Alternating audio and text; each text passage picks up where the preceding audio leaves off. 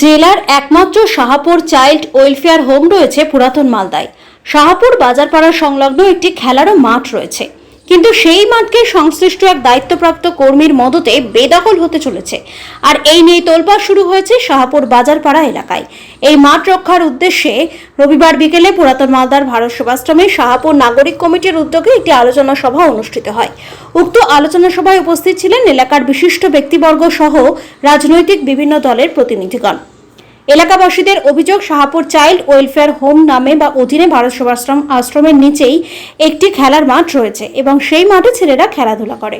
বর্তমানে এলাকায় মাঠের খুবই অভাব, তাই এলাকায় একটি মাত্র আশ্রমের মাঠটি রয়েছে, কিন্তু কিছু জমি মাফিয়া এবং শাহপুর চাইল্ড ওয়েলফেয়ার হোম কর্মীর মদতে মাঠটি বিক্রি করার চক্রান্ত চলছে। আর সেই চক্রান্তকে রুখতেই এদিনের এই আলোচনা সভা।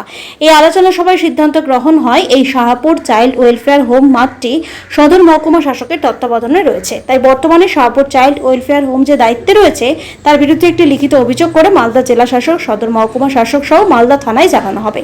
শাহপুরবাসীদের দাবি, যেভাবেই হোক এই মাঠকে রক্ষা করতে হবে।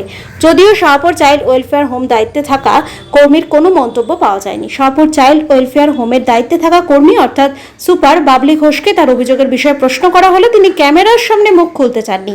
তবে তিনি এটুকুই মৌখিকভাবে জানান, এগুলো সব আমার বিরুদ্ধে চক্রান্ত করা হচ্ছে এবং যারা অভিযোগ তুলছে তারা ইচ্ছে করে শাহপুর চাইল্ড ওয়েলফেয়ার হোমটি বন্ধ করে দিয়েছে এবং বর্তমানে হোম বন্ধ রয়েছে, কোনো আবাসিক ছাত্র এখানে আর থাকে না। কিন্তু তার কেন অভিযোগ আনছেন এ বিষয়ে তিনি মুখ খুলতে নারাজ।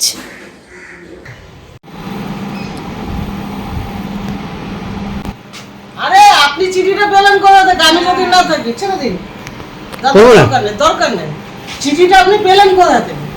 তাহলে বর্তমানে আমি আছি, ফটো দেওয়ার দরকার। বলছি, আমরা ছোট থেকে দেখে আসছি যে আশ্রমের নিচে যে হোম রয়েছে, অনাথ আশ্রম, তার নিচে একটা বৃহৎ মাঠে আমরা ছোটবেলায় বহু ফুটবল টুর্নামেন্টও খেলেছি। কিন্তু বর্তমানে শুনতে পাচ্ছি যে আমাদের হোমের যিনি অনাথ আশ্রমের যিনি কেয়ারটেকার রয়েছেন, একজন ভদ্রমহিলা, উনার তত্ত্বাবধানেই এই অনাথ আশ্রমটা, তিনি কিছু অসামাজিক লোক তাদের সঙ্গে জোটবদ্ধ হয়ে এই মাঠটিকে একটা বিক্রি করে বা কাউরি হাতে হস্তান্তর করার পরিকল্পনা নিয়েছেন। আমরা এই এলাকার শুধু নাগরিকবৃন্দ, গ্রামবাসী যারা জানতে পারি, তৎক্ষণাৎ এর প্রতিবাদ করি এবং লিখিত আকারে আমরা বিভিন্ন জায়গায় ডিএম, এসডিও, থানা প্রধান সবাইকে লিখিত আকারে আমরা জানিয়েছি এর ব্যবস্থা নেওয়ার জন্য এবং আগামী দিনে যাতে আমাদের এই মাঠ খেলার মাঠই থাকে, এই চক্রান্তকারীরা যাতে এই মাঠ কাউরি হাতে হস্তান্তর না করতে পারে, তার জন্য যে ব্যবস্থা গ্রহণ করা, সেই ব্যবস্থা আমরা গ্রামবাসী মিলে এবং শুধু নাগরিকবৃন্দ মিললে অবশ্যই করব এবং আমাদের আগামী দিনে আমরা আরও যদি বৃহত্তরভাবে সবাইকে নিয়ে, শাহপুর গ্রামের সবাইকে নিয়ে এই মাঠ রক্ষার জন্য বসতে হয় এবং কোথাও যদি যেতে হয়, তো আমরা আগামী দিনে এটা করব। দেখুন, ব্যাপার হচ্ছে সরকারি ব্যাপার একটা থাকে যে কাগজপত্র যখন আমরা জমা করি, তারপরে ওনারা বিভিন্ন জায়গায় ইনকোয়ারির মাধ্যমে জানার চেষ্টা করেন। তো ওনারা ইনকোয়ারি করছেন, দেখছেন, আমাদেরকে আশ্বস্ত করেছেন যে অবশ্যই আমরা ব্যাপারটা দেখব যাতে বাচ্চাদের, শিশুদের খেলার মাঠই থাকে, সেই উদ্যোগ তারা গ্রহণ করবে। আজকে আমাদের ভারত সংলগ্ন যে আমাদের হোম আছে, হোমের যে কিছু মাঠটা দীর্ঘদিন এটা মাঠ হিসাবে পরিচিত এবং আমাদের এই হোমের ছেলে মেয়ে ওখানে খেলাধুলা করতো। বহুদিন আমি ছোটো থেকে দেখেছি। আমি যখন প্রধান ছিলাম রানিং, আজ থেকে 5 বছর আগে, তখন ওখানে একটা অ্যালবান্ড হয়েছিল 1 কোটি টাকা মাঠটাকে বিউটিফিকেশন করার জন্য।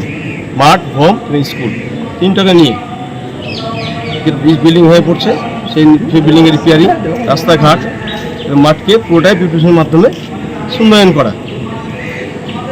সেটা আমি আমার পঞ্চায়েতের স্টাফদের নিয়ে চিঠি করার পরে আমরা কিন্তু ডিএম সাহেব এসডি সাহেবের সাথে দেখা করি।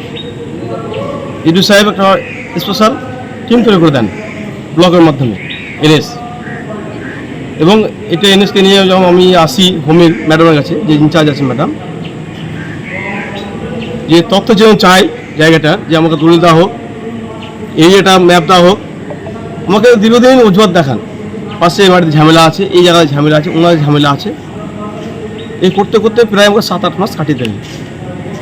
তো তার মধ্যে যে পাপ ছিল সেটা আমার জানা ছিল না, আজকে সেটা বহির্বিকাশ হয়েছে। তারা আজকে কিছু দুষ্কৃতীদের সঙ্গে নিয়ে প্রায় 3 থেকে 4 বিঘার যে আমাদের খেলার মাঠটাকে বিক্রি করার পরিকল্পনা করেছেন। সেটা গ্রামবাসী দেখেছেন, তারা এসেছেন, দেখাচ্ছেন, ঘুরছেন, এটা কিন্তু গ্রামবাসী বাধা দেওয়া হয়। বাধার ফলে আজকে তারা গ্রামবাসীর হুমকির মুখে পড়তে হয়েছে। আমাদের লোকাল মেম্বার আছে, আশ্রমের যারা দায়িত্ব আছেন, তার হুমকির মধ্যে পড়তে হয়েছে। আমাদের যে ম্যাডাম আছে হোমের ইনচার্জ ম্যাডাম বাবলি ঘোষ, উনি তার চক্রান্তে এটা হয়েছে, হোম ইনচার্জ। আজকের এই সভা থেকে আমরা একমত হয়েছি যে আজকের এই সভা থেকে আমরা ডিএম সাহেবকে মার্গদর্শন দেবো, এসপি সাহেবকে মার্গদর্শন দেবো, প্রধান সাহেবকে দেবো, বিডিও সাহেবকে দেবো, আমাদের আই সাহেবকে দেবো, বিএলওকে দেবো, এবং আজকের বার্তা দেওয়া হবে মার্গদর্শনের মাধ্যমে যে এই জায়গাটা আমরা পুনরায় ফিরে চাই। যদি দ্বিতীয় মাঠে আসতে চাই আবার, তো আমরা বৃহত্তর আন্দোলনে যাবো।